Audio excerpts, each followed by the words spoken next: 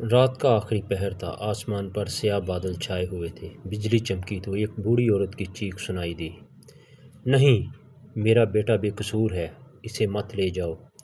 سپاہی ایک نوجوان کو زنجیروں میں جکڑ کر محل کی طرف لے جا رہے تھے۔ پورے شہر میں اعلان ہو چکا تھا کہ صبح سورج نکلتے ہی اس نوجوان کو پھانسی دے دی جائے گی۔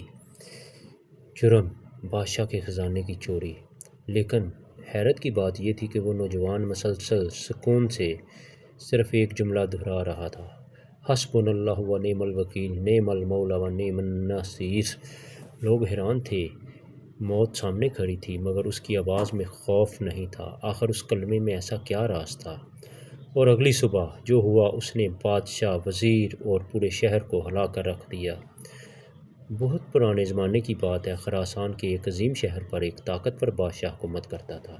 اس کی سلطنت وسیع تھی، خزانے بڑے ہوئے تھے اور دربار میں بڑے بڑے امیر، وزیر اور سردار موجود رہتے تھے۔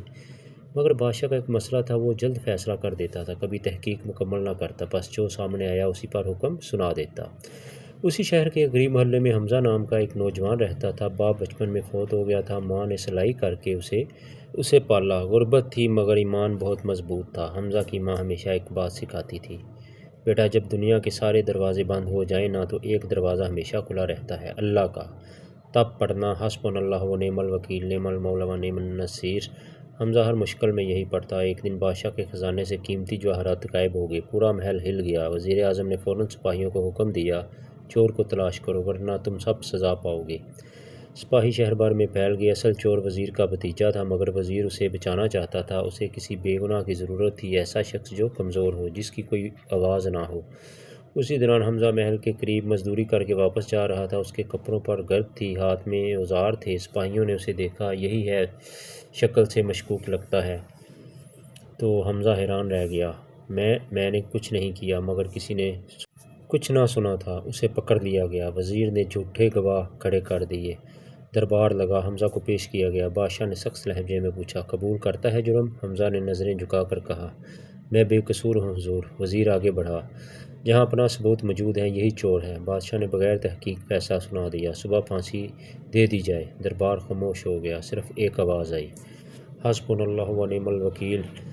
سب نے دیکھا، حمزہ مسکرا رہا تھا۔ وزیر نے طنز سے کہا، موت سامنے اور یہ پاگل مسکرا رہا ہے۔ حمزہ نے آہستہ سے کہا، میرا وکیل زمین پر نہیں آسمان پر ہے۔ رات ہو گئی، قید خانے میں اندھیرا تھا، زنجیریں ٹھنڈی تھیں مگر حمزہ کی زبان مسلسل ذکر میں مصروف تھی، حسبنا اللہ و نعم الوکیل، نعم المولا و نعم النصیر۔ اسی رات بادشاہ سویا مگر نیند میں عجیب خواب دیکھا۔ اس نے دیکھا ایک عظیم میدان ہے، قیامت جیسا منظر، وہ اکیلا کھڑا ہے۔ اچانک ایک آواز گونجی، اے بادشاہ، تو نے ایک بے گناہ کو سزائے موت دے دی۔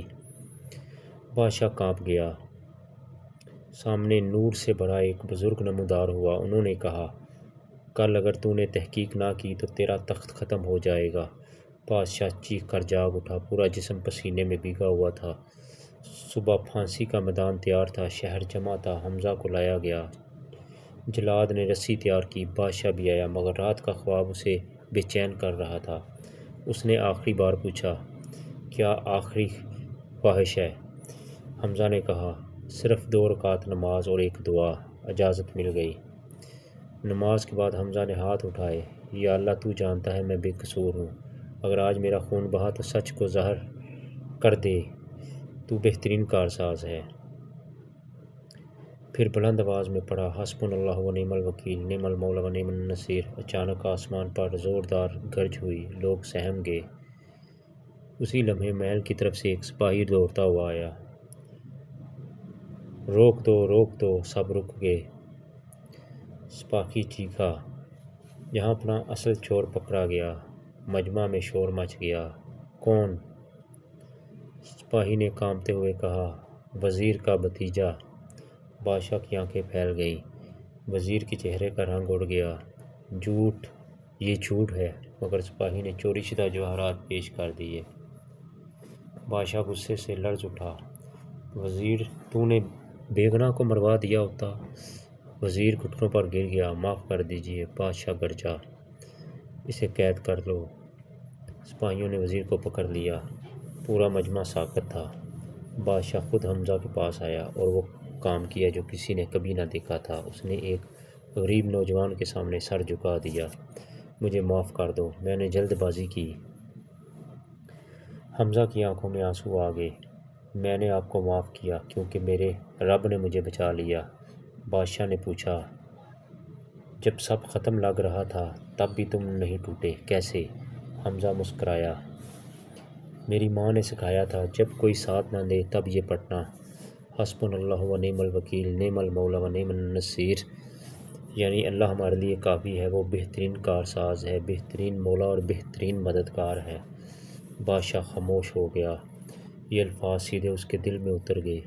اس دن کے بعد بادشاہ بدل گیا، فیصلوں میں جلد بازی چھوڑ دی، ہر مقدمہ پوری تحقیق سے سننے لگا، اور حمزہ بادشاہ نے اسے دربار میں انصاف کے مشیر کے طور پر مقرر کر دیا۔ سالوں بعد جب لوگ حمزہ سے کامیابی کا راز پوچھتے تو وہ صرف ایک جملہ کہتا، دنیا کی طاقت ختم ہو سکتی ہے، انسان ساتھ چھوڑ سکتے ہیں، مگر اللہ کی مدد کبھی ختم نہیں ہوتی، بس یقین سچا ہونا چاہیے۔ اور یہی اس کہانی کا سب سے بڑا سبق ہے۔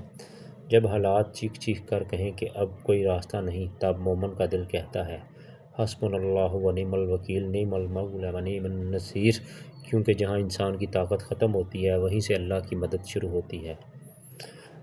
ناظرین، ہمیں اس کہانی سے یہ سبق حاصل ہوتا ہے کہ مشکل میں گھبرائیں نہیں، اللہ پر مکمل بھروسہ رکھیں، جلد بازی میں فیصلے نہ کریں، حق ایک دن ضرور سامنے آتا ہے، یہی ایمان کی اصل طاقت ہے۔ ناظرین، ہماری مزید اچھی ویڈیوز کو دیکھنے کے لیے ہمارے چینل کو سبسکرائب کریں، لائک کریں، شیئر کریں۔